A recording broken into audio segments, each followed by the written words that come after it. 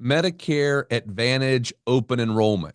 What do you need to know? In this episode, we're going to cover 5 things you need to know about open enrollment for Medicare Advantage. We hope you've been enjoying all the episodes from Secure Your Retirement. If you'd like to keep learning and receiving these episodes, hit the subscribe button and the bell so you receive alerts when they come out. We've helped thousands of listeners get on the path to securing their retirement. Now it's your turn. Let's dive in.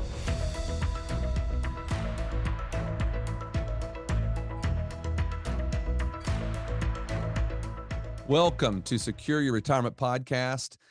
Today, we're talking about Medicare, and we have our Medicare guru specialist, Sean Southard, who heads up that for us in our office here at Peace of Mind Wealth Management. So, Sean, thank you for coming on to the show today. Yes, thanks for having me. So the reason why I asked Sean to come on today and talk to us is there are different times of the year that you can do certain things within Medicare. And one of those times is just starting right now. We just lived through what's called an open enrollment. And now we've got this other open enrollment. So we thought, hey, so that we can understand all this and make sure that we understand how it works, we thought we'd have Sean come on and kind of talk to us a little bit about that. So I'm going to let you kick this off, Merce, and kind of help us get this understanding. Yeah, so there's like you said, the earlier or I guess in 2024, end of 2024, we had open enrollment. Now we're walking into another one. So Sean, what is it? What's Medicare Advantage in general on a high level, and how long does this period last? Sure. So there's really 3 open enrollments in Medicare. One was the one we all know very well, happens in the fall, October 15, December 7th. That's called Medicare Annual Enrollment Period, where all Medicare beneficiaries can make changes. And then there's a Medigap open enrollment, which is specific to that product, where the first 6 months, if someone's new to their Medicare coverage, they can get into Medigap plans with no medical underwriting. And then there's this third one, which starts on January 1st. So we're already in it, goes to March 31st, the first quarter of every year. It's called Medicare Advantage Open Enrollment, OEP. And basically, Medicare Advantage plans are an alternative way that people that are in Medicare that can get their health insurance coverage. They are sponsored by private insurance companies and are an alternative to original Medicare. So during this time period, if you are enrolled in a Medicare Advantage plan at the start of the year, so you're in it in 2024, rolling into 2025, and you did not make a change during the fall annual enrollment period and you want to make a change now, you can do it. Or if you did make a change during the fall and you don't like what you did, or the plan isn't what you thought it was going to be, you can also make a change during this time period.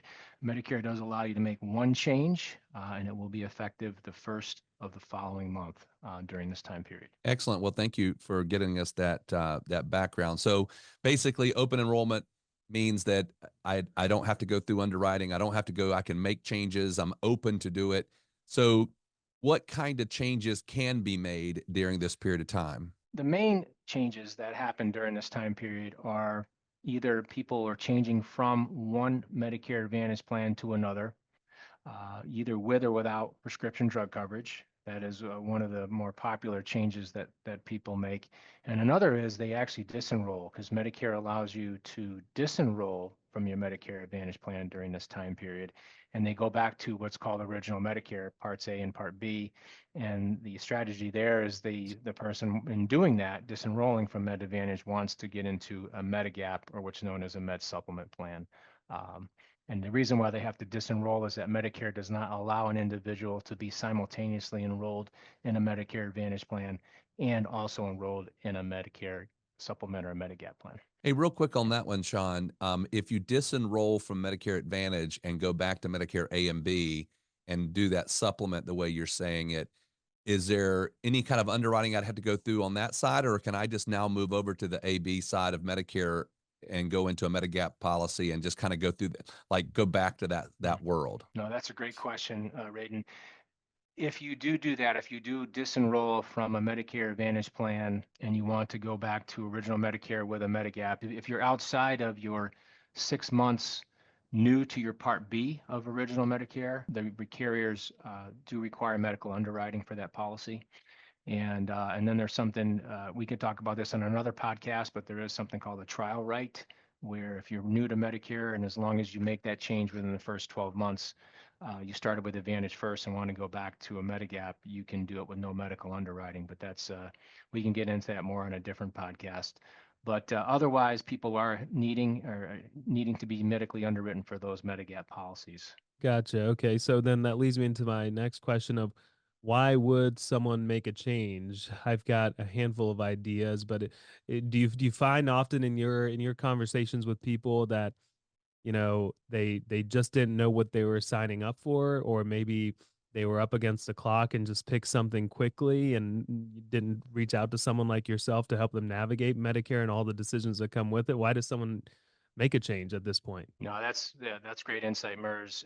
I found over the years when people are not reaching out to licensed and qualified individuals like me that work in this arena, people are winging things and they're not really understanding what they're doing. It's very confusing to navigate through this.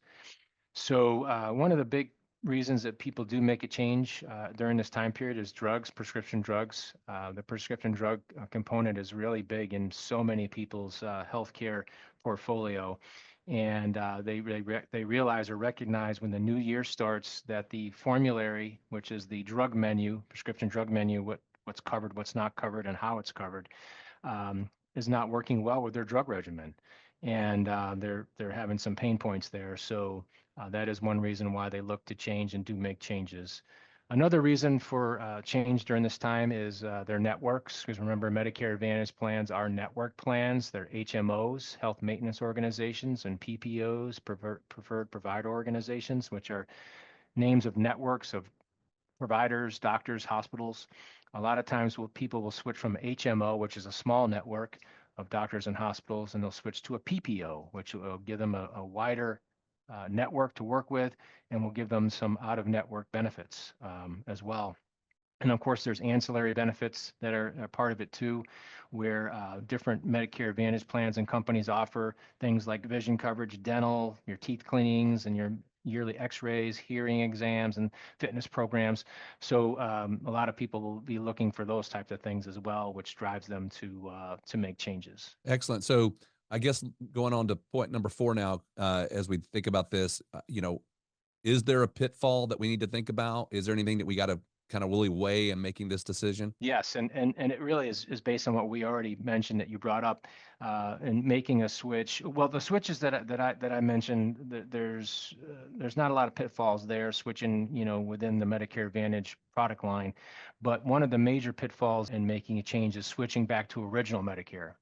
And when you disenroll from your Medicare Advantage plan, you do not want to be on original Medicare only because there's so many financial gaps with copays and coinsurances that exist there that it can financially bankrupt a lot of people if they get very sickly. So you want to be careful, and before you do it, before you go back and go to original Medicare and disenroll from Med Advantage, that you can actually afford the Medigap plan, the premiums, and you also can qualify medically to get into that plan. Because if you're going to be on original Medicare, you most certainly want to be enrolled in a Medigap supplement plan as well. So someone listens to this episode and this is the first time they hear about open enrollment for the Advantage plans.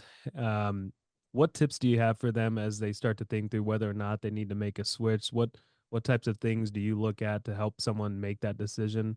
What tips you got? Excellent.